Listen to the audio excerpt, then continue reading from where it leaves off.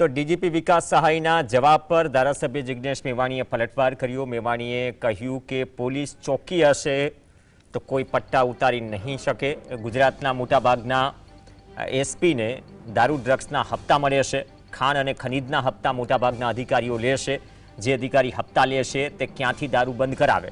તો એક તરફ વિકાસ સહાયે આડકતરી રીતે જિગ્નેશ મેવાણી પર પલટવાર કર્યો અને કહ્યું કે કોઈ બહારનો વ્યક્તિ કહી જાય ટોલરેટ ન થાય। તો બીજી તરફ જિગ્નેશ મેવાણીએ પણ કહ્યું કે જો સ્થિતિ એવી હોય તો ડીજીપી સાહેબ તમે દારૂ બંધ કરાવો અને સાથે જ કહ્યું કે તમામ જિલ્લાના જે એસપી છે તે હપ્તા લેશે, દારૂ ડ્રગ્સના હપ્તા લેશે અને અધિકારીઓની મિલીભગત છે તો અધિકારી હપ્તા લેતા હોય તો દારૂ બંધ કરાવે કોણ?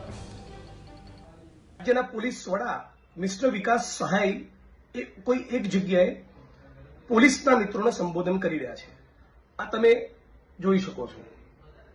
અને આ સંબોધનમાં એમણે એવું કહ્યું છે કે કોઈ પણ બહારનો માણસ એ પોલીસના કોઈ પણ કર્મચારીઓ ભૂલ કરે તો વહીવટી રીતે ડિપાર્ટમેન્ટલી આપણે જોઈ લઈશું। બહારના કોઈ પણ માણસની વાતને તમારે ટોલરેટ કરવાની નથી। લીડર ઓફ ધ ફોર્સ કીધા એવા તમારા કેટલાક કલીગ્સ અને ઉચ્ચ આઈપીએસ અધિકારીઓને લોકો ચોપડાઈ જાય છે। કેમ સાંભળી લેવું પડે છે?